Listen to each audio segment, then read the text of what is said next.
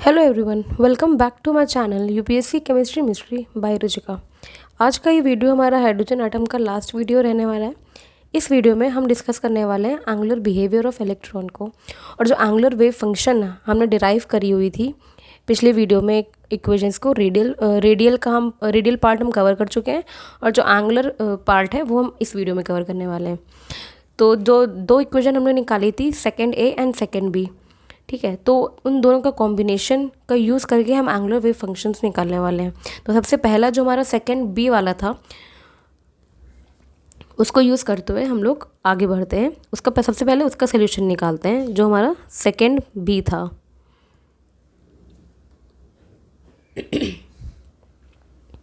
इसकी इक्वेशन थी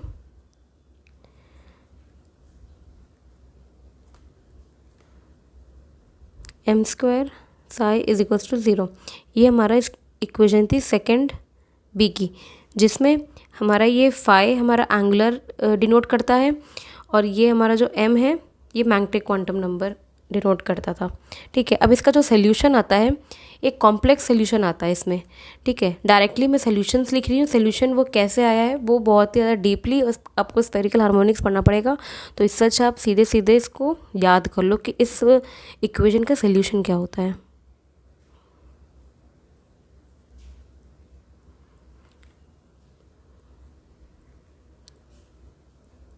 इसकी जो वैल्यू हमारी आएगी 1/√π e⁻⁴ m⁵।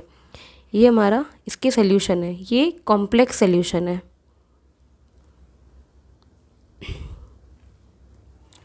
जहाँ पे m हमारा मैग्नेटिक क्वांटम नंबर है, जिसकी वैल्यू 0 हो सकती है, +-1 हो सकती है, +-2 हो सकती है, से लेके +-l तक।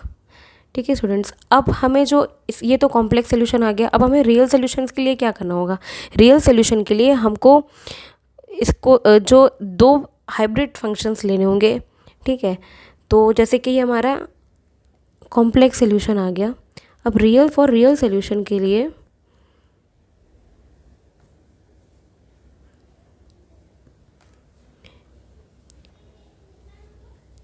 We need 2 hybrid functions. Hybrid function मतलब कि जिसमें कि प्लस भी हो और माइनस भी हो।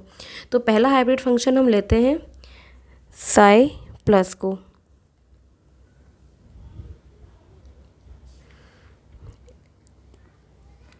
इसको यूज़ करते हैं 1/√2। ये जो हमारा है फंक्शन, इसी में ही साई प्लस को यूज़ करते हैं 1/2, जिसमें +m हो और +5 - इसमें -m हो। ठीक है, तो ये पहला हमारा फंक्शन हो गया। नाउ नेक्स्ट बढ़ते हैं सेकेंड फंक्शन पे, साई माइनस की तरफ। ये √2 हो जाएगा, यहाँ पे साई प्लस, यहाँ पे आयोटा आ जाएगा, माइनस आयोटा। ठीक है, एंड यहाँ पे आ जाएगा -m। दो हाइब्रिड फंक्शंस है, मतलब एक प्लस है दूसरा माइनस है। तो ये हमारा कॉम्प्लेक्स को और ये रियल को डिनोट करता है। तो दो हाइब्रिड फंक्शंस हम ले रहे हैं ताकि हमारा जो रियल सोल्यूशन आ जाए। ये कॉम्प्लेक्स सोल्यूशन आया था, तो इसका जो रियल सोल्यूशन है उसको निकालने के लिए हमको दो फंक्शंस का मल्टीप्लिकेशन करना होगा। ठीक है स्टूडेंट्स, आई होप आपको इतना समझ में आ गया हो। अब फंक्शंस निकाल लिया हमने, अब इनकी वैल्यू पुट करते हैं। जो साई m की वैल्यू है वो हम ये पुट करते हैं। ठीक है, तो फिर जो हमारा साई प्लस है उसकी वैल्यू आ जाएगी 1/√2। साई m की वैल्यू आ जाएगी 1/√2π e⁻⁴ m⁵ प्लस 1/√2π e⁻m⁵ ये हमारी प्लस में आ जाएगी। ठीक है, ये +m वाला हो जाएगा और ये -m वाला होगा, जहाँ पे यहाँ पे माइनस साइन लगेगा। अब साई माइनस का निकाल रहे हैं, तो -i/√2 again 1/√2π e⁻⁴ m⁵, and यहाँ पे लगेगा -1/√π e⁻⁻⁴ m⁵। ये इसकी वैल्यू हो जाएगी। अब हमने 11th 12th में पढ़ी थी एक यूलर थ्योरम, कॉम्प्लेक्स नंबर्स में हमने यूलर थ्योरम पढ़ी थी, जो कि बताता है कि e⁻m⁵ इसकी वैल्यू हमारी होती है cos m⁵ minus plus iota, अगर प्लस में है तो प्लस i⁵ हो जाएगा, और अगर माइनस में है तो cos m⁵ माइनस आ जाएगा आयोटा sin⁵। ये दो हैं फॉर्मूले। अब इन दोनों की वैल्यू हम इस इक्वेशन में पुट करते हैं, इन दोनों इक्वेशन में पुट करते हैं और इनकी वैल्यू निकालते हैं, फाइनली इनकी वैल्यू क्या आने वाली है। तो साई प्लस में अगर इनकी वैल्यू पुट करेंगे हम तो 1/√2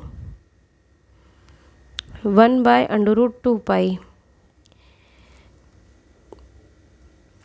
इसमें e⁻m आयोटा है, मतलब कॉस और कॉस प्लस रहने वाले हैं, प्लस माइनस ये कट जाने वाला है, आयोटा साइन और iota sine minus iota sine ये कट जाए, प्लस माइनस से 0 हो जाने वाला है। तो इसकी जो टोटल वैल्यू आएगी हमारी 2 cos m⁵ आ जाएगी। साई प्लस पूरा सॉल्व करने के बाद वैल्यू आ जाती है cos m⁵/√π। तो ये स्टूडेंट्स हमारी साई प्लस की वैल्यू आ जाती है। ठीक है, अब साई नेगेटिव की वैल्यू निकालते हैं इसी तरीके से वैल्यू पुट करते हुए। तो पूरा को फिर से वैल्यू पुट करेंगे इसमें अगर हम लोग, तो यहाँ पे माइनस आयोटा साइन और माइनस आयोटा साइन और कॉस में माइनस प्लस हो जाएगा, तो कॉस इस इक्वेशन में कट जाने वाला है और सिर्फ साइन बचेगा। तो इसमें जो वैल्यू आ जाएगी हमारी साइन m⁵/√π। सबको सेम तरीके से सॉल्व होने वाला है। तो ये प्लस के लिए आ गई और ये माइनस के लिए आ गया। अब जो हमारी वैल्यूज़ आती है, फॉर एग्ज़ाम्पल एक टेबल बना रही हूँ मैं m⁵m जिसमें कॉम्प्लेक्स वैल्यूज़ पुट करेंगे और एक φm जिसमें रियल वैल्यूज़ पुट करेंगे जो हमने दो हाइब्रिड फंक्शन से निकाली है। जब m की वैल्यू 0 होगी तो कॉम्प्लेक्स की वैल्यू हमने निकाली है 1/√2π। m की वैल्यू 0 होगी अगर इस इक्वेशन में, अगर m की वैल्यू हम 0 पुट कर रहे हैं, इस इक्वेशन में m की वैल्यू अगर 0 पुट करें तो सिर्फ और सिर्फ हमारा ये कांस्टेंट 1/√2π बच रहा है। ठीक है, अब φm रियल, इसमें भी अगर 0 पुट करें तो सेम चीज़ ही बचने वाली है इसमें भी, क्योंकि m 0 पुट कर रहे हैं तो रियल में भी सेम आने वाला है। जब m की वैल्यू हम 1 पुट कर रहे हैं तो यहाँ पे 1/√2π e⁻i⁵ ये बचेगा। ठीक है, और अगर रियल वैल्यू में अगर हमको निकालना है तो रियल में अगर m की वैल्यू पॉजिटिव आ रही है तो पॉजिटिव के लिए तो ये वैल्यू आने वाली है हमारी, जहाँ m की वैल्यू 1 है तो m की जगह यहाँ पे 1 पुट कर देना है, पॉजिटिव वैल्यू निकाल रहे हैं क्योंकि रियल, इसका हमें मेन निकालना क्या था, हमारा मेन रीज़न ये हमने क्यों निकाले फंक्शन, ताकि हम रियल वैल्यूज़ निकाल पाएँ। ठीक है, रियल वैल्यूज़ अगर m की वैल्यू पॉजिटिव आ रही है तो कॉस रखेंगे, अगर m की वैल्यू हम नेगेटिव ले रहे हैं तो साइन में रखा जाएगा। ठीक है स्टूडेंट्स, तो अगर m की वैल्यू यहाँ +1 है तो मतलब हम यहाँ cos की वैल्यू पुट करेंगे, cos m⁵ है मतलब m1 आ गया तो cos φ/√π। अब हम नेक्स्ट पुट करते हैं -1 की तरफ। अगर -1 पुट कर रहे हैं तो कॉम्प्लेक्स में तो हमारा सिंपली e⁻−i⁵ आ जाएगा और यहाँ पे हमारा आ जाएगा sin φ/√π, क्योंकि यहाँ पर जो माइनस हमें हमारा ये आ रहा है, m की जगह हमने माइनस पुट कर दिया है। एंड देन अगर 2 की वैल्यू अगर 2 पुट कर रहे हैं तो 1/√2π e⁻+2i⁵ हो जाएगा। और यहाँ 2 पुट कर रहे हैं तो पॉजिटिव में है तो cos वाली वैल्यू पुट करेंगे, cos 2φ हो जाएगा /√π। -2 पुट कर रहे हैं, अगेन 1/√π e⁻2i⁵, यहाँ पे आ जाएगा साइन की वैल्यू। आई होप स्टूडेंट आपको ये टेबल क्लियर हो गई है। मैग्नेटिक क्वांटम नंबर जिसमें कॉम्प्लेक्स है और ये रियल पार्ट डिनोट करता है। ठीक है, अब ये जो सॉल्यूशंस हमारा आया है, ये 5 सॉल्यूशंस हमारे जो है वो एंगुलर वेव फंक्शंस के सॉल्यूशंस है। ठीक है, ये हमारा जो सेकंड बी हमने जो निकाली थी ये इक्वेशन, ये वाली इक्वेशन सेकंड बी के लिए हमने सॉल्व करी है। सॉल्यूशंस जो आए हुए हैं हमारे सेकंड बी के लिए आए हुए हैं। अब हम करते हैं सेकंड ए वाला जो हमने निकाला था, इक्वेशन एंगुलर वेव फंक्शन की। अब उसके सॉल्यूशंस निकालते हैं। सेकंड ए की जो हमारा वेव फंक्शन की जो इक्वेशन थी वो थी, आई होप आपने याद कर ली होगी अभी तक, del upon del theta sine theta del psi phi plus l plus 1 sine square theta minus m square is equals to 0। यहाँ पे जो हमारा ये थीटा एंगुलर थीटा एल और यहाँ पे मैग्नेटिक क्वांटम नंबर, ये एजिमुथल क्वांटम नंबर को डिनोट करता है, ये मैग्नेटिक क्वांटम नंबर को डिनोट करता है। आई होप आपको ये पता हो, ठीक है।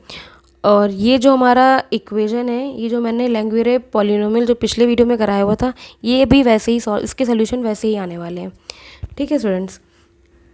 जैसे कि हमने पिछले वीडियो में जो सोल्यूशंस निकाले थे उसको भी डायरेक्टली याद कर लिया था, तो इसमें भी डायरेक्टली आप याद कर लो। अगर एक एक सोल्यूशन निकालने बैठोगे ना स्टूडेंट्स तो बहुत टफ हो जाएगा, तो मैं रिकमेंड करूँगी कि आप इसको याद कर लो। तो मैं टेबल बना रही हूँ, एल और एम, एल की वैल्यू मॉड एम की वैल्यू, मॉड का मतलब कि सबके सब प्लस होने वाला है, नेगेटिव नहीं लेंगे हम इसमें। तो जब एल की वैल्यू 0 है, एम की वैल्यू 0 है, तो ये जो वैल्यू आएगी हमारी 1/√2 आएगी। अब एल की वैल्यू 1 ले रहे हैं, 0, तो √3/2 cos थीटा। एल की वैल्यू 1, एम की वैल्यू 1 है, तो √3/4, ये होल अंडर रूट है साइन थीटा, ये भी होल अंडर रूट है। एम की वैल्यू 2, एम की वैल्यू 0, तो इसकी वैल्यू आएगी 5/8। ये बहुत ज़्यादा डीप जाने की ज़रूरत नहीं है क्योंकि इतना अंदर डीपली नहीं आता है यूपीएससी में, बट मैं आपको पूरी फुल टेबल लिखवा दे रही हूँ सेफ साइड में। तो आप पहले के 2 अगर एसपी के लिए मेनली पूछते हैं, ठीक है, तो पहले के 3 अगर याद कर लोगे तो भी काम चल जाएगा।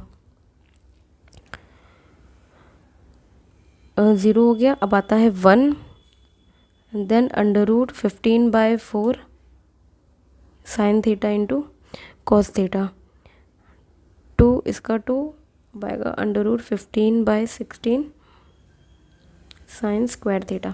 ये हमारी टेबल हो गई, ये आपको याद करना है, ठीक है। अगर जो पूरा जो हम लोग स्फेरिकल हार्मोनिक्स निकालते हैं वो 2 फंक्शंस का प्रोडक्ट होता है, एक एंगुलर फंक्शन का और एक रेडियल पार्ट का, जो हमने पिछली वीडियो में निकाला है।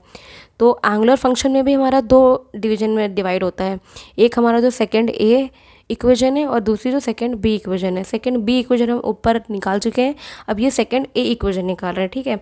तो सेकंड ए इक्वेशन इसके सॉल्यूशंस जो दिए हुए हैं एम की वैल्यू और एल की वैल्यूज़ में, वो ये सारे हैं, और जो ऊपर वाला हमारा जो है वो कॉम्प्लेक्स और रियल में दिया हुआ है, ठीक है।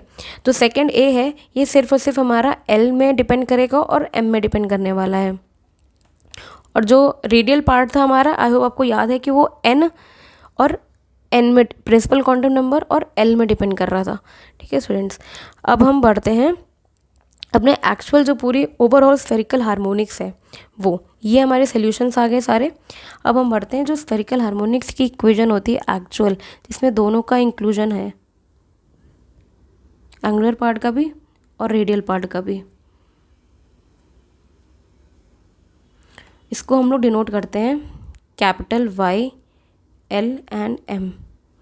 ये होता है हमारा मॉड एम साई जो कि एम। ये जो हमारा जो एंगुलर थीटा है ये हमारा एल और एम पे डिपेंड करता है, और ये जो हमारा फाई है वो सिर्फ मैग्नेटिक नंबर पे डिपेंड करता है, ठीक है।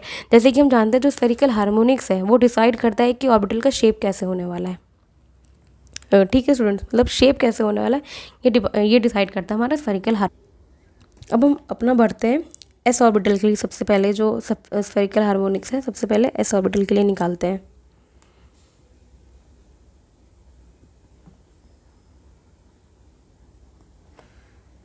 एस ऑर्बिटल के लिए हमारा जो एन की वैल्यू आप एन मान लो, क्योंकि वो नंबर ऑफ ऑर्बिटल्स अब डिपेंड करता है कि 1s है कि 2s है 3s है, ये सब, ठीक है। एल की वैल्यू हमारी 0 होती है और जो मैग्नेटिक क्वांटम नंबर अगर L 0 है तो M भी 0 होने वाला है, क्योंकि M की वैल्यू वो प्लस माइनस L तक चलती है। तो N हमारा यहाँ प्रिंसिपल क्वांटम नंबर है, L यहाँ एजिमुथल है और ये मैग्नेटिक क्वांटम नंबर है। तो जो स्फेरिकल हार्मोनिक्स आती है इसकी हमारी, ये हमारी L और M पे डिपेंड कर रहा है। L 0 है, M 0 है, इसलिए यहाँ पे हमने 0 0 पुट किया हुआ है। जो एंगुलर वेव फंक्शन में जो 0 0 पार्ट है वो ये, एंड देन हमारा ये जो कॉम्प्लेक्स पार्ट हमने निकाला था ये हमारा एंगुलर वेव फंक्शन है।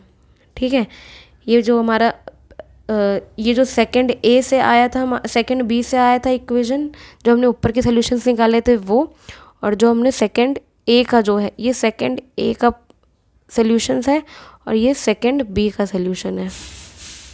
ठीक है स्टूडेंट्स, अब इन दोनों का जो हमने ऊपर सॉल्यूशंस निकाला है ना, बस उसकी वैल्यू पुट करनी है हमको। अब ऊपर हमने जो सॉल्यूशन निकाला था, जब M 0 हो, L 0 हो और M 0 हो, तब देखो क्या आ रहा था। जब M 0 है और L 0 है तब वैल्यू आ रही थी 1/√2। तो यहाँ सिंपली पुट कर देंगे 1/√2। अब मल्टीप्लाई करते हैं। सेकंड बी का जब सोल्यूशन निकाला था हमने, जब ये वैल्यू 0 थी, जब M की वैल्यू 0 थी। M की वैल्यू 0 कब थी? M की वैल्यू 0 थी हमारी √2π। इसको मल्टीप्लाई कर देंगे 1/√2π से, जो इसकी वैल्यू है 1/2√π। तो मतलब जो हमारा s ऑर्बिटल की वैल्यू है वो ये आ रही है, मतलब फिक्स्ड है हमारी एक ऑर्बिटल, कोई फिक्स्ड है हमारा, इसीलिए वो एक स्फेरिकल है। तभी s ऑर्बिटल के जो हमारा शेप होता है वो स्फेरिकल होता है, क्योंकि एक हमारा फिक्स्ड है कि इतने डिस्टेंस पे, एक कांस्टेंट है, पता है हमें कि ये इतने डिस्टेंस पे, ये वैल्यू इतने डिस्टेंस पे ही है, तभी वो एक फिक्स्ड शेप है हमारा कि वो स्फेरिकल होने वाला है। ठीक है, और एंगुलर वेव फंक्शन जो है हमारा वो इंडिपेंडेंट होता है रेडियस से, ये भी हमको पता चल गया, क्योंकि सिर्फ और सिर्फ M और L पे डिपेंड कर रहा है, एंगुलर वेव फंक्शन रेडियस पे डिपेंड नहीं कर रहा। ठीक है, इसीलिए जो वेव फंक्शन है s ऑर्बिटल का वो चेंज नहीं होने वाला है एंगल्स के डिफरेंस पे। अगर एंगल चेंज हो रहा है तो फिर s ऑर्बिटल का जो शेप है वो चेंज नहीं होगा।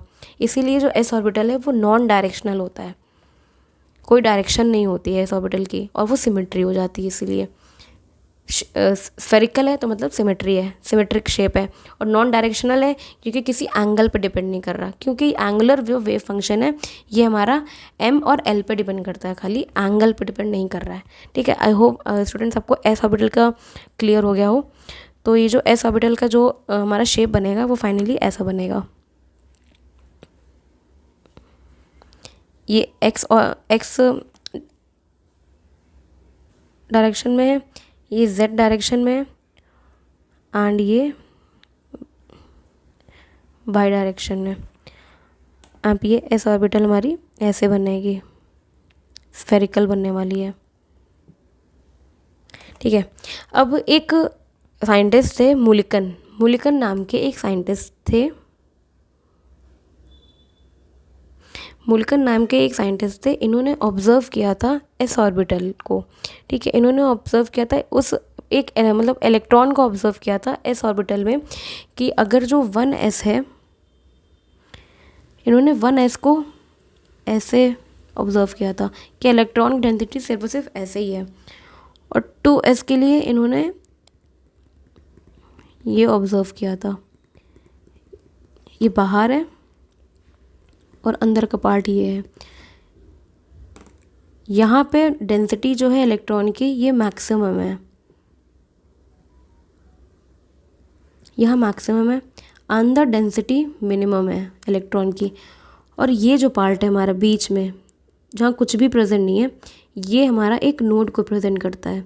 तो मुलिकन ने ऑब्जर्व किया 1s के लिए सिंपली ये हमारा आ रहा था, 2s में मेजर डिफरेंस इन्होंने देखा है, क्योंकि साइज़ बढ़ जाता है ऑर्बिटल का। एक नोड इन्होंने देखा है, डेंसिटी ऑफ इलेक्ट्रॉन मैक्सिमम बाहर सरफेस पे है, जो मिनिमम है वो अंदर है।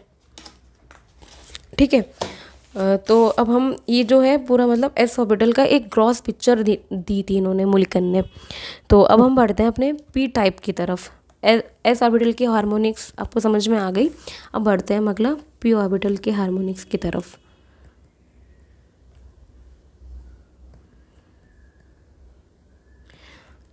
अगर पी ऑर्बिटल कुछ भी हो सकता है प्रिंसिपल क्वांटम नंबर, तो एन को एन मान लेते हैं हम। एल की वैल्यू इसमें 1 आती है और एम की वैल्यू हम जानते हैं 0 और +-1 हो जाएगी। प्लस एल से माइनस एल तक चलती है वैल्यू, ठीक है। अब इसमें तो स्फेरिकल हार्मोनिक्स 1 और 0, एम और एल हो गया हमारा, ठीक है। ये हमने ले लिया, ये एंगल आ गया 1 और 0। यहाँ पे एम की वैल्यू, यहाँ पे एम की वैल्यू हम 1 ले सकते हैं, प्लस और माइनस तीनों के लिए हम बनाते हैं। तो ये हमारी ये आ गए। अब सिमिलरली अगर ऊपर से हम लोग वैल्यू पुट करते हैं तो 1 0 के लिए, जब m की वैल्यू 1 और 0 है, 0 और 1 के लिए हमने क्या पुट किया है, m की वैल्यू जब 1 और 0 है तो √3 cos थीटा आ रहा है, तो इसमें पुट करते हैं √3 cos theta, √3/2 into cos theta. अब यहाँ m की वैल्यू अगर 0 आ रही है हमारी, तो m की वैल्यू 0 के लिए हम निकाले हैं 1/√2, ये हमारा 1/√2 आ जाएगा। इसका प्रोडक्ट आ जाएगा √3/4 पाई इंटू cos थीटा। ये हमारा 1 और 0 के लिए आ रहा है। आई होप आपको इतना समझ में आ रहा हो। अब नेक्स्ट हम बढ़ते हैं, m की वैल्यू हमने 0 ले ली, अब m की वैल्यू हम 1 लेते हैं। चलिए पहले इसमें डिसाइड करते हैं कि मैक्सिमम मिनिमा, सबसे पहले मैक्सिमम मिनिमा क्या होगा। देखो मैक्सिमम तब होता है जब इस पूरे की वैल्यू मैक्सिमम हो जाए, इसकी वैल्यू मैक्सिमम तब होगी जब इस पूरे की वैल्यू मैक्सिमम हो जाए, और इस पूरे की वैल्यू मैक्सिमम तब होगी जब cos थीटा की वैल्यू 1 हो जाए। और cos थीटा 1 कब होता है, जब थीटा = 0 हो जाता है। जब थीटा की वैल्यू 0 हो जाएगी तो cos थीटा की वैल्यू 1 आ जाएगी, 0 डिग्री हो जाएगी तो cos थीटा की वैल्यू 1 आ जाएगी। और जब cos थीटा की वैल्यू 1 आ जाएगी तो हमको मैक्सिमा अपना मिल जाएगा। और मिनिमा कब मिलेगा, जब cos थीटा की वैल्यू 0 आ जाएगी, मतलब cos थीटा की वैल्यू 0 कब आएगी, जब थीटा हमारा 90 डिग्री हो जाएगा। cos 90 क्योंकि 0 होता है ना, इसलिए हमारा ये इधर हमारा मिनिमा मिल जाएगा, ये हमारा मिनिमा दे देगा। तो इसके अकॉर्डिंग जो है हमारा जो डायग्राम बनेगा हमारा, ये PZ के लिए डायग्राम बनेगा हमारा, क्योंकि थीटा 0 है हमारा। ये जो हमारा थीटा एंगल आ रहा था ये Z था, ये X था। अब पिछली बार का डायग्राम याद है आपको, ये Z था, ये X था, ठीक है। ये थीटा था। अब थीटा की वैल्यू 0 आ रही है हमारे यहाँ पे मैक्सिमा गेन करने के लिए, तो मतलब ये थीटा की वैल्यू 0, मतलब ये कोइंसाइड कर रहा है पूरा Z पे, तो ये हम Z के लिए निकाल रहे हैं। तो इसकी पूरी जो वैल्यू आएगी हमारी ये Z के लिए आ रही है, तो ये PZ हमारा, PZ के लिए हम निकाल लेंगे इसको, ये PZ के लिए हम डायग्राम बनाने जा रहे हैं अब ये। तो डायग्राम कैसे बनेगा हमारा, 2 लोब्स होते हैं, और ये भी पता है कि एक नोड भी हमारा आएगा, ये Z एक्सिस के लिए है, इसीलिए इसको PZ बोलते हैं। ये प्लस पॉजिटिव फेस में और ये नेगेटिव फेस में, ठीक है स्टूडेंट्स। ये आई होप आपको क्लियर हो गया होगा। नोड हमें पता है कि p ऑर्बिटल में एक नोड आता है, इसलिए यहाँ पे एक नोड आ रहा है हमारा, ठीक है। अब हम निकालते हैं m की वैल्यू जब 1 आती है, 1 और 1 के लिए, तो अगेन 1 1 पुट करेंगे, और यहाँ पे 5 की वैल्यू m की जगह 1 पुट करने वाले हैं। l की वैल्यू 1 और m की वैल्यू 1 जब आता है तो हमारा साइन थीटा √3/4 साइन थीटा होता है। जब ये 1 आ रहा है हमारा और ये भी 1 आ रहा है हमारा, तो ये वैल्यू आती है। इसलिए मैंने कहा था आपको याद कर लो, क्योंकि इसको डिराइव नहीं कर पाओगे। √3/4 sine theta cos phi upon √pi. अब इस पूरे को अगर हम सॉल्व कर रहे हैं, देखो प्लस के लिए अगर हम निकालेंगे, इसी में देखो प्लस के लिए निकाल रहे हैं अगर हम 1 और +1 जो प्लस m है, अगर क्योंकि माइनस m के लिए भी निकालना है, प्लस के लिए निकाल रहे हैं तो ये तो सेम वैल्यू हो जाएगी, माइनस के लिए यहाँ साइन थीटा हो जाएगा। प्लस के लिए निकालेंगे तो यहाँ पे हो जाएगा cos फाई, ठीक है। और यहाँ पे इसको अंडर रूट इसके अंदर यहाँ लिख लिया हमने, ठीक है। ये प्लस m के लिए हो जाएगा, माइनस m के लिए निकालेंगे तो अंडर रूट सेम ये हो जाएगा, यहाँ पे हो जाएगा साइन थीटा और यहाँ पे हो जाएगा साइन फाई, ये इसकी वैल्यू आ जाएगी। ठीक है, अब यहाँ पे जो है हमारा इसमें भी नोड हमारा 1 आने वाला है, ऑलरेडी पता है। तो इसकी जो ग्राफ है हमारा ये z एक्सिस पे है और ये हमें पता है कि यहाँ पे ये थीटा देता है और ये x वाला था और ये x वाला था। ठीक है, एंड यहाँ पे ये था हमारा फाई। ठीक है, तो ये पिछली बार हमने जो डायग्राम बनाया था ये वही है डायग्राम है। ठीक है, सो अगेन इसमें अगर हमको मैक्सिमा और मिनिमा निकालना है तो इस वाली इक्वेशन में हम देखा जाए तो अगर हमें मैक्सिमा लेना है, मतलब हमें इसकी वैल्यू अगर हमें मैक्सिमा चाहिए तो इसकी वैल्यू 0 होनी, इसकी वैल्यू 1 होनी चाहिए और इसकी वैल्यू 1 होनी चाहिए। तो साइन थीटा की वैल्यू 1 कब होगी? जब साइन 90 डिग्री हो जाएगा, जब थीटा 90 डिग्री हो जाएगा। ठीक है, तो इसमें थीटा की वैल्यू जब 90 डिग्री हो जाएगी तब साइन की वैल्यू 1 आ जाएगी और फाई की वैल्यू 0 होनी चाहिए क्योंकि कॉस 0 1 होता है। तो यहाँ पे एक हमारा वो बन जाने वाला है। ठीक है, तो ये जो हमारा मैक्सिमा की कंडीशन बता रहा है और मिनिमा की कंडीशन, मिनिमा हटाओ चलो, मैक्सिमा की कंडीशन अब इस पार्ट में देखते हैं। इस पार्ट में भी सिंपली हमें यहाँ पे फिर इसकी वैल्यू भी 0 पुट करनी पड़ेगी और सॉरी इसकी वैल्यू भी 1 आनी पड़ेगी और इसकी वैल्यू भी 1 आनी पड़ेगी। मतलब यहाँ पे थीटा की वैल्यू भी हमको 90 चाहिए और फाई की वैल्यू भी 90 चाहिए यहाँ पे। ठीक है, अब यहाँ पे देखो कि थीटा की वैल्यू 90 डिग्री आ रही है, मतलब थीटा हमारा अब ये ऐसे आएगा, थीटा पूरा हमारा ये हो गया z एक्सिस के अलोंग, थीटा पूरा ये हो गया। ठीक है, तो मतलब हम यहाँ पे, और ये हमारा y था, ये z और y के बीच में है, तो मतलब हम px निकालने वाले हैं। तो मतलब जो पहले वाला मैक्सिमा निकलेगा वो निकलेगा हमारा px के लिए। ठीक है, और सेकंड वाला देखो हमारा जो है थीटा की वैल्यू 90 डिग्री है। ठीक है, तो ये z एक्सिस था हमारा,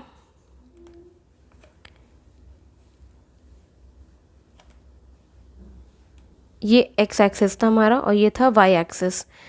ये हमारा फाई था, थीटा की वैल्यू 90 डिग्री आ गई और सॉरी थीटा की वैल्यू 90 डिग्री आ गई और फाई की वैल्यू भी 90 डिग्री आ गई, मतलब दोनों एक दूसरे के परपेंडिकुलर है।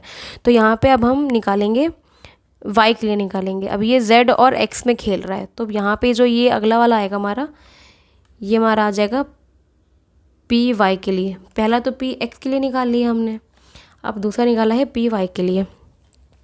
तो पी एक्स और पी वाई आपस में एक दूसरे के परपेंडिकुलर है, जो कि परपेंडिकुलर है पी जेड के, तीनों कोऑर्डिनेट आपस में परपेंडिकुलर है।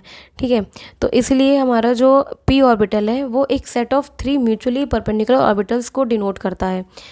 तो इसीलिए इसके जो डायग्राम्स हैं हमारे वो ऐसे बन जाते हैं। जेड एक्सिस के निकालेंगे अगर तो ये बन जाएगा पी जेड, ये पी जेड आ जाएगा हमारा। वाई एक्सिस के निकालेंगे तो ये बन जाएगा हमारा पी वाई, या नेगेटिव और positive. And then x axis के लिए निकालेंगे तो एक्स एक्सिस के लिए ये हो जाएगा हमारा एक्स एक्सिस, क्योंकि हमारा ये था पॉजिटिव और नेगेटिव, और ये हमारा हो गया एक्स एक्सिस के लिए। ठीक है, आई होप कि पी ऑर्बिटल आपको क्लियर हो गया होगा। इसमें जो तीनों एक दूसरे के परपेंडिकुलर है, इसलिए ये इस तरीके से बनने वाला है डायग्राम्स। सिमिलरली हम डी ऑर्बिटल के लिए भी निकालेंगे। डी ऑर्बिटल में आपको पता है कि 4 लोब्स होते हैं उसमें, इस तरीके से 4 लोब्स होते हैं। ठीक है, और 2 नोड्स इसमें आएंगे, तो इसीलिए उस हिसाब से निकल जाएगा। चलिए अब हम बढ़ते हैं अपने ऑर्बिटल्स की तरफ। ठीक है, कि ऑर्बिटल, नेक्स्ट टॉपिक हमारा आता है कि ऑर्बिटल क्या होता है। देखो, ऑर्बिटल एक 3 डायमेंशनल स्पेस होती है न्यूक्लियस के अराउंड, जहाँ पे इलेक्ट्रॉन की फाइंडिंग की प्रोबेबिलिटी मैक्सिमम होती है। ठीक है, तो ऑर्बिटल का जो फंक्शन, किस फंक्शन से हम डिनोट करते हैं ऑर्बिटल को, वो n, l और m, ये तीनों पे डिपेंड करेगा, क्योंकि उस ऑर्बिटल में कैसे निकाल रहे हो, तुमको इसमें रेडियल भी चाहिए होगा और एंगुलर भी चाहिए होगा, तो तीनों का प्रोडक्ट हमें चाहिए होगा। तीनों इक्वेशन में पहले जो निकाली थी, रेडियल की और एंगुलर की दो, इन तीनों का प्रोडक्ट हमें बताएगा कि पूरा उस ऑर्बिटल में क्या सिचुएशन है पूरी। तो रेडियल जो हमारा एन और एल पर डिपेंड करता है वो, और प्लस जो एंगुलर के लिए हमने निकाला था L M and then phi M के लिए, तो इन तीनों का प्रोडक्ट जो है हमारा वो डिनोट करता है। ये हमारा सेकंड बी वाला जो इक्वेशन है वो है, ये हमारा जो सेकंड ए का है वो है, और ये हमारा जो रेडियल पार्ट था, रेडियल का जो पार्ट था वो डिनोट करता है, रेडियल वेव फंक्शन जो पार्ट हमने पिछली वीडियो में निकाला था वो। तो इन दोनों का प्रोडक्ट हमारा ऑर्बिटल को पूरा डिनोट करता है 3 डायमेंशनल स्पेस में। तो एक एक करके करते हैं। सबसे पहले हम शुरू करते हैं 1s ऑर्बिटल से।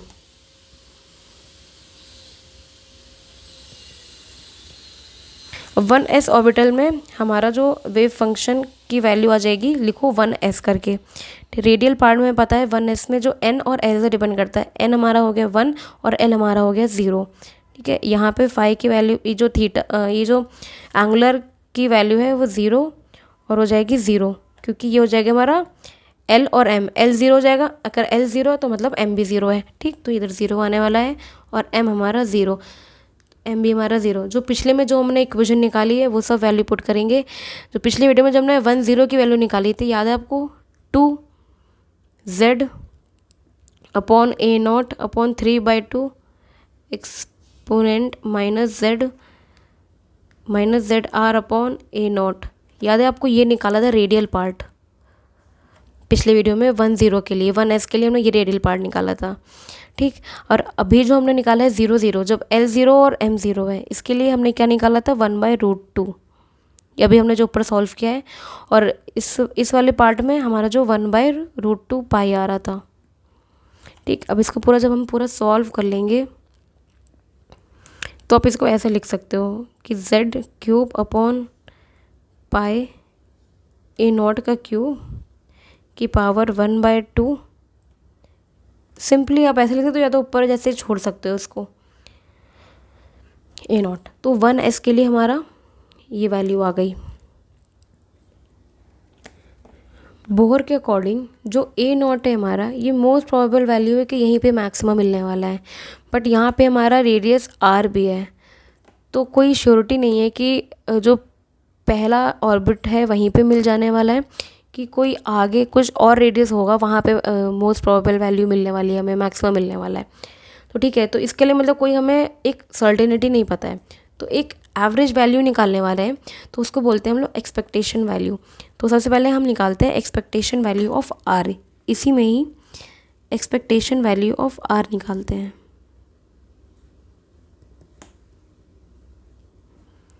एक्सपेक्टेशन वैल्यू ऑफ आर मतलब कि most probable value A not, जहाँ पे मैक्सिमम प्रेजेंट होने वाला है, मोस्ट प्रोबेबल वैल्यू हम ए नॉट की निकालने वाले हैं, क्योंकि यहाँ पे बहुत ज़्यादा अनसर्टिनिटी है मैक्सिमम में, जैसे मैं आपको बता चुकी हूँ, तो कोई मैक्सिमम फिक्स्ड नहीं है, इसीलिए हम एक्सपेक्टेशन वैल्यू निकाल रहे हैं। अगर एक्सपेक्टेशन वैल्यू निकाल रहे हो ना, अगर क्वेश्चन आता है तो आपको ये चीज़ ज़रूर दी जाएगी, क्योंकि इसकी बगैर आप फ्यूचर में इसको डिराइव नहीं कर पाओगे।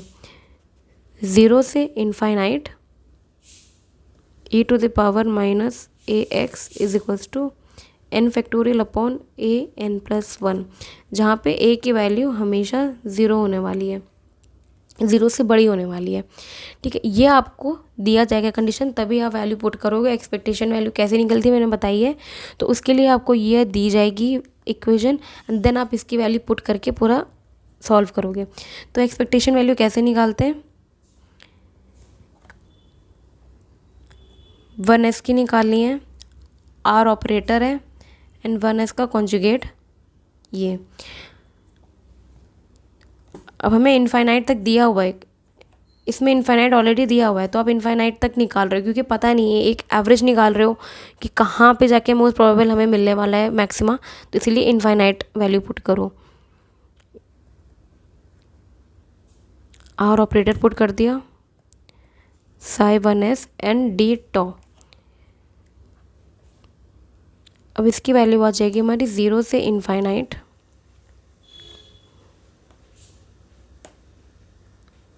जो पिछले में हमने वैल्यू निकाली थी z³ upon pi a naught cube 1/2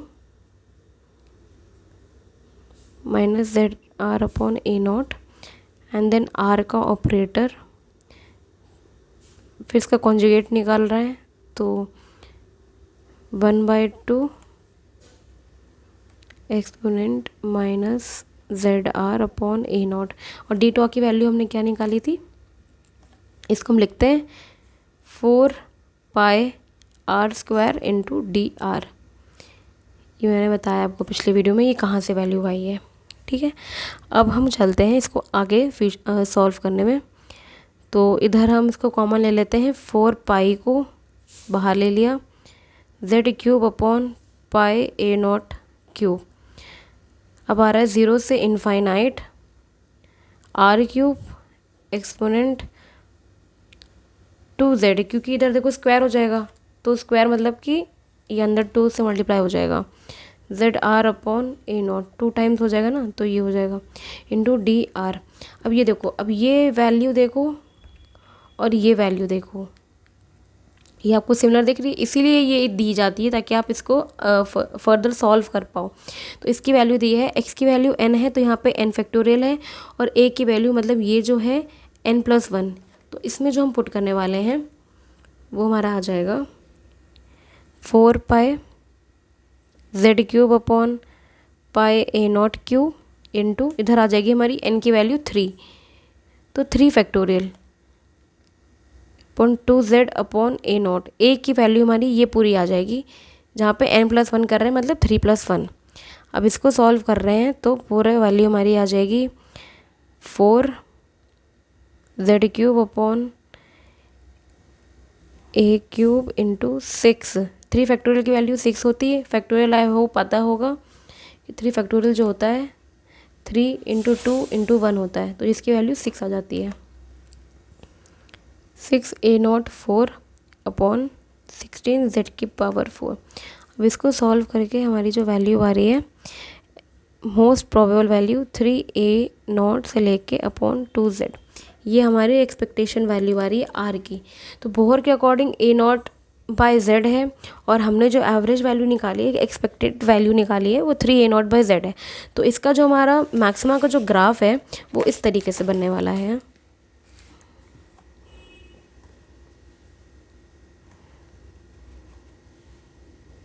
ये इनफाइनाइट तक है, ये आ गया न्यूक्लियस, और एक ये आ गया हमारा ए नॉट बाय जेड, और यहाँ पे आ गया हमारा 3 ए नॉट बाय जेड, जो हमने एक्सपेक्टेशन निकाला और जो बोहर के अकॉर्डिंग जो था। तो हमारा मैक्सिमा जो है वो इनके बीच में लाई कर रहा है, कहीं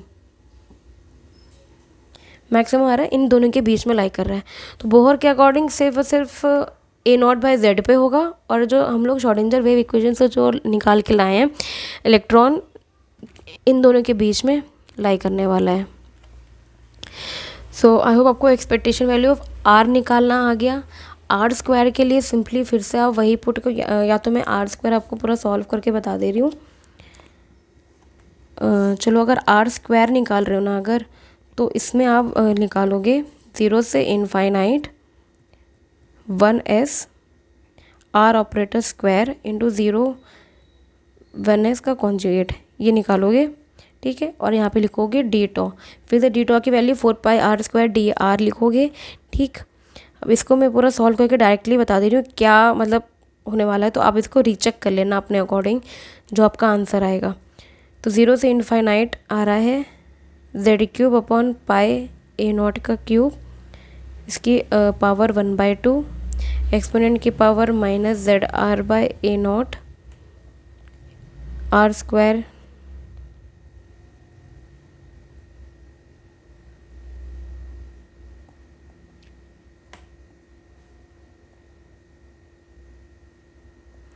and then 4πr² d r square.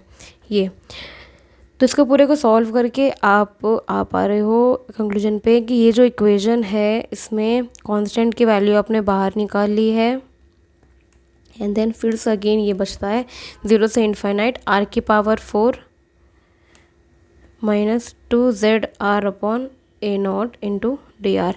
अब ये सेम जो हमने इनफाइनाइट की वैल्यू थी हमारी, इसमें सेम इसमें फिर से पुट करने वाले हैं एन की वैल्यू। यहाँ पे आर की वैल्यू 4 है, मतलब यहाँ एन की वैल्यू हमारी हो जाएगी 4। तो आप इसको लिखोगे expectation value of are square 4 pi z cube upon pi a naught का क्यूब, इसमें लिखोगे 4 फैक्टोरियल अपॉन 2z अपॉन ए नॉट की पावर 5। अब इसको आप सॉल्व कर लो, ये हमारा expectation value of are square आ जाएगा। अब सेम एक्सपेक्टेशन वैल्यू आप 1/r की भी निकाल सकते हो, ठीक है।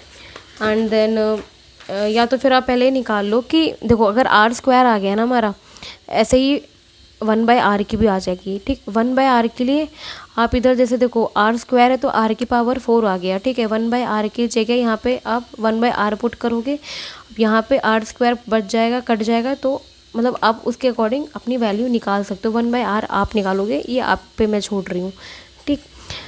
कोई भी दिक्कत हो टेलीग्राम चैनल पे आप मुझे भेज सकते हो, तो मैं आपको कंफर्म कर दूँगी कि वो सही है कि नहीं। अब यहाँ पे निकालेंगे अनसर्टेनिटी।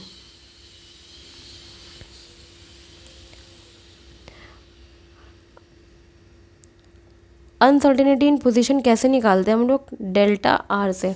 हाइजेनबर्ग आपको याद है कि अनसर्टेनिटी निकालने के लिए हम लोग डेल्टा आर लेते हैं, ठीक है। अब इस अनसर्टेनिटी की फॉर्मूला क्या होता है? डेल्टा आर की वैल्यू होती है expectation value R square minus expectation value of R का स्क्वायर, ये हमारी फॉर्मूला होता है। तो हमारा देखो expectation value of are square हमने निकाल लिया है ये, और एक्सपेक्टेशन वैल्यू ऑफ आर का होल स्क्वायर हमने आर का भी निकाला। अब इसका जब वैल्यू पुट करोगे तो आपका चेंज इन जो आर है वो √3a0/2z आ जाएगा। तो ये आपका है अनसर्टेनिटी इन पोजीशन, मतलब कितना अनसर्टन है। मोस्ट प्रोबेबल वैल्यू निकालिए और जो बोर ने दिया था वो, तो कितनी अनसर्टेनिटी, आपको मेनली परसेंटेज निकालना है। तो परसेंटेज निकालोगे आप बोहर के अकॉर्डिंग जो है, तो a0/z के अकॉर्डिंग आपका जो चेंज इन परसेंटेज आने वाला है वो आएगा 0.856, मतलब 85.6% आपका अनसर्टेनिटी है मैक्सिमा से। 85.6% मतलब ये परसेंटेज चेंज इन अनसर्टेनिटी है हमारी फ्रॉम मैक्सिमा। अगर क्वेश्चन आ गया कि कितनी अनसर्टेनिटी है, कैसे निकालना है, तो आप ये सीधे डायरेक्टली इस तरीके से expectation value of are square निकालो और एक्सपेक्टेशन वैल्यू ऑफ आर निकाल लो, तो ये आप फॉर्मूला पुट करके सीधे बता सकते हो। आई होप आपको स्टूडेंट इतना समझ में आ गया होगा। तो सिमिलरली आप expectation value of potential energy भी निकाल सकते हो। पोटेंशियल एनर्जी कैसे डिनोट करते हैं? हम वी से डिनोट करते हैं, ठीक है। अब वी के लिए क्या करोगे आप? फिर से वी ऑपरेटर लगाओगे, 5 1s निकालोगे, ठीक। अब इसको आप 1s लिखोगे, और ये वी ऑपरेटर के मैंने आपको लास्ट टू लास्ट वीडियो में बताया था टाइप्स ऑफ ऑपरेटर कि वी की वैल्यू 2 होती हैं, एक हमारी कंडीशन के हिसाब से आप पुट कर सकते हो। यहाँ पे -z² upon 4 pi epsilon not 1/r operator लगेगा इसमें, ठीक है। अब 1/r की जो एक्सपेक्टेशन वैल्यू आएगी वो आप निकालना और मुझे प्लीज़ भेजना, ठीक है। मैं चेक करूँगी सही है कि नहीं। तो 1/r का ऑपरेटर जो अब आएगा वो सीधे आप वैल्यू पुट कर देना। एक्सपेक्टेशन वैल्यू ऑफ आर की जो आएगी, मैं जहाँ वैल्यू पुट करनी वहाँ तक मैं इसको डिराइव कर दे रही हूँ।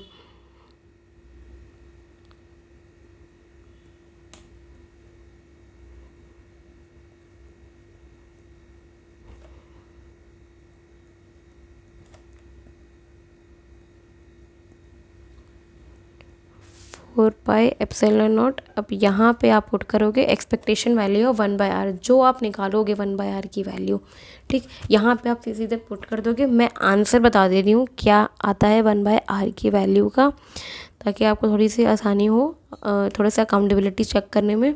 इसकी वैल्यू आती है 1/r की z/a0। 1/r की जो एक्सपेक्टेशन वैल्यू आती है वो z/a0 आती है, ठीक। तो यहाँ से आप पूरा वैल्यू जब पुट कर लोगे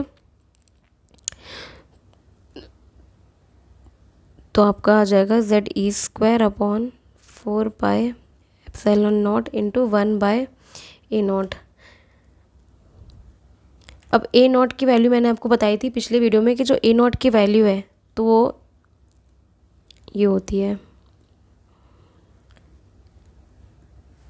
ए नॉट की वैल्यू हमारी होती है, अब 1/a नॉट है तो पाए mu E square upon epsilon not H square. A naught की वैल्यू हमारी ये 1/a नॉट की वैल्यू हमारी ये होती है, ठीक। और ये जो हमारा पोटेंशियल एनर्जी का हम निकाल रहे थे तो इसकी पूरी होल वैल्यू आ जाएगी e⁴ Z square upon 4 epsilon not square H square. अब देखो ये जो हमारा आ रहा है, जो पोटेंशियल एनर्जी के जो हमारे एक्सपेक्टेशन वैल्यू आ रही है वो 2 times of e⁴ Z square upon, अगर हम 8 लिख लें नीचे, 2 टाइम्स ऑफ एनर्जी के बराबर आ रही है। मतलब ये एनर्जी, टोटल एनर्जी जो है हमारी एक्सपेक्टेशन वैल्यू ऑफ एनर्जी की जो हमारी आ रही थी वो ये आ रही थी, ठीक है। तो ये जो हमारा आया है कंडीशन कि जो हमारी पोटेंशियल एनर्जी की जो एक्सपेक्टेशन वैल्यू है वो ट्वाइस है हमारी एनर्जी की एक्सपेक्टेशन वैल्यू से, तो ये हमारा बताता है वीरियल थ्योरम।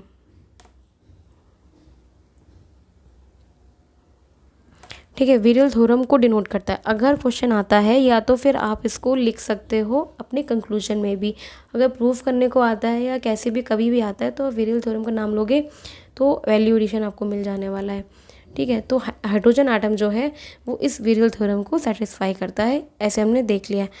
तो आई होप अब थोड़ा इतना आपको क्लैरिटी हो गया। अब हमारा टॉपिक बचता है क्वांटम नंबर, उसमें हमारा आ जाता है principal quantum number, azimuthal quantum number, ठीक है। एंगुलर मोमेंटम आपको मैं बता चुकी हूँ, थोड़ा बेसिक है। Magnetic quantum number, degeneracy of orbitals क्या होते हैं, and aufbau principles, Pauli exclusion principles, electronic configuration, ये सब चीज़ें जो हैं केमिकल बॉन्डिंग में मैं कवर कर दूंगी। हुंस रूल वगैरह नोट्स बता चुकी हूँ क्या होते हैं, इस टाइप की चीज़ें आपको केमिकल बॉन्डिंग में कवर कर दूंगी। तो आज से ये टॉपिक ख़त्म हो गया हमारा हाइड्रोजन आटम।